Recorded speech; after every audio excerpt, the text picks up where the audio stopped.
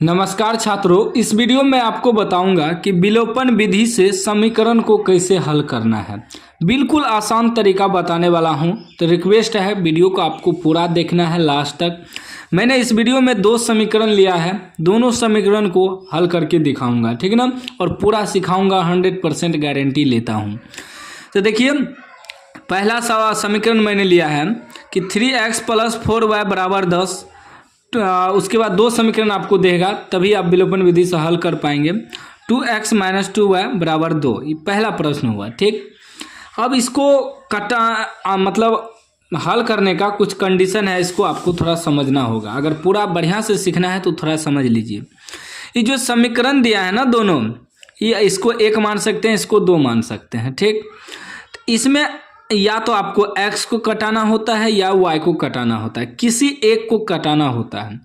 किसी एक को अगर आप कटाएंगे तभी मान लीजिए y को कटाएंगे तो x का मान निकलेगा, फिर x को कटाएंगे तो y का मान निकलेगा। आपका मन आप जो कटा सकते हैं, x कटाइए या y कटाइए, लेकिन कंडीशन क्या है कि दोनों बराबर होना चाहिए। अगर आप y को कटा रहे हैं तो यहाँ +4y है, यहाँ भी 4y होना चाहिए, तभी कटेगा, बराबर होना चाहिए। अगर x को कटा रहे हैं, यहाँ 3 है तो यहाँ भी सेम वही होना चाहिए।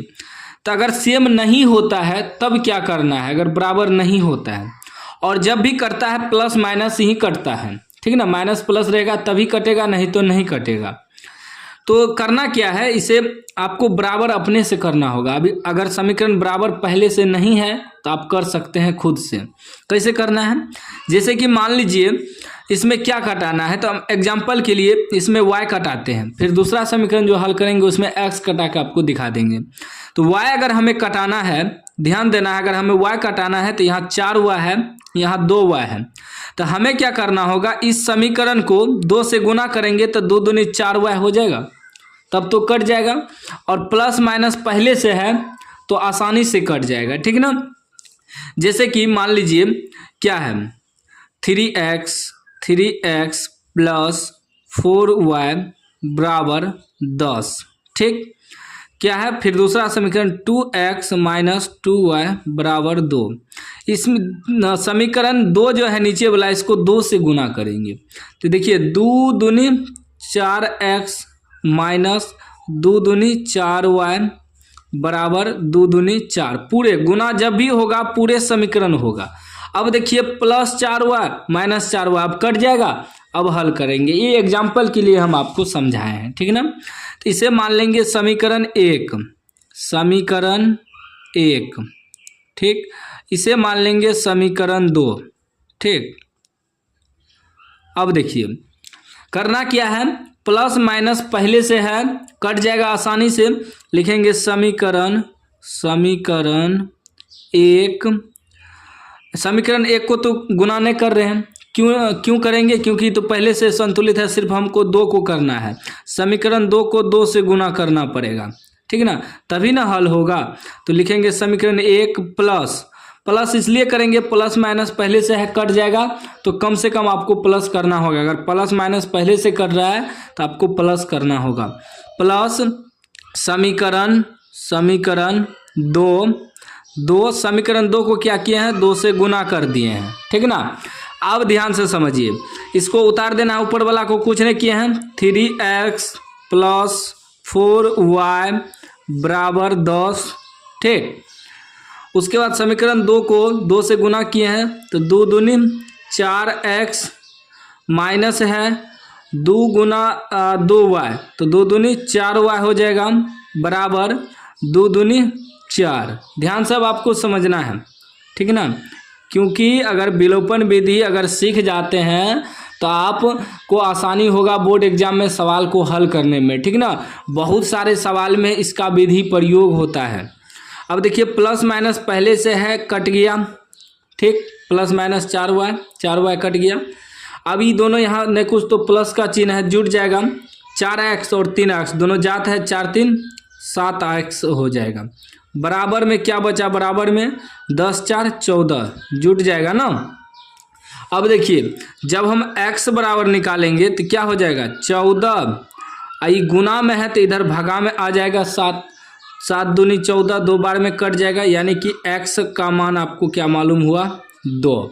ठीक, अब क्या करेंगे साथियों, कि x का मान ना, x का मान समीकरण 1 में रख देंगे, 2 में भी रख सकते हैं, कोई दिक्कत नहीं है। ठीक ना, 1 में भी रख सकते हैं और 2 में भी रख सकते हैं। चलिए x का मान रख देते हैं, लिखेंगे x का मान समीकरण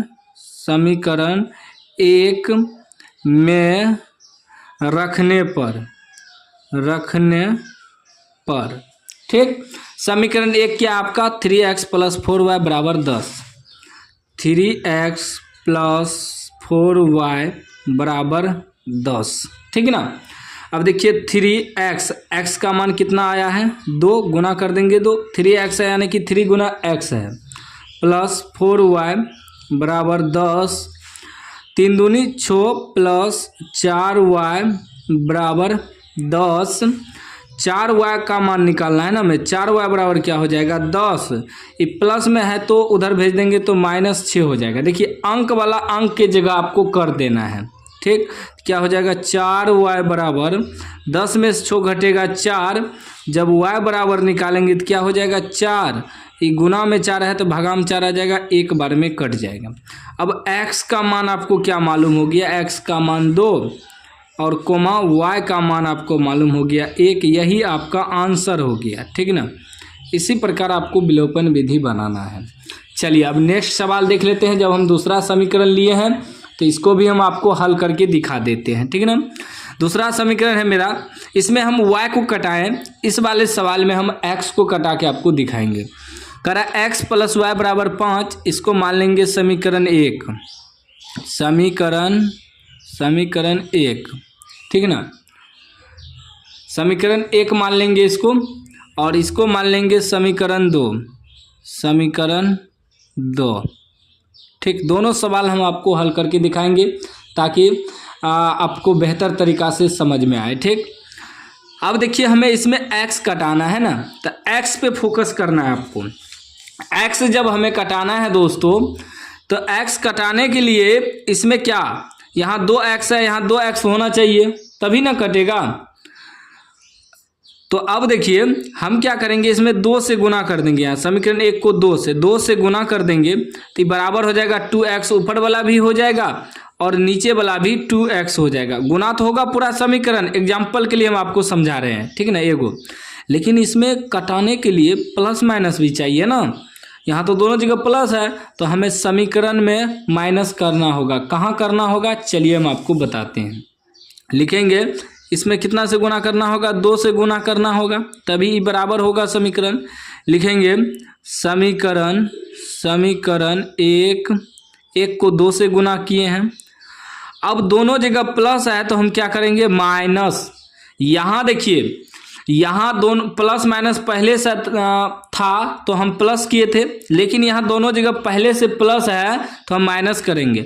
अगर दोनों जगह पहले से माइनस भी रहेगा तब भी आपको माइनस करना होगा। ठीक, यहाँ दोनों जगह पहले से प्लस है, माइनस कर देंगे, माइनस समीकरण 2। ठीक है ना, ध्यान से आपको समझना है, कंफ्यूज नहीं होना है।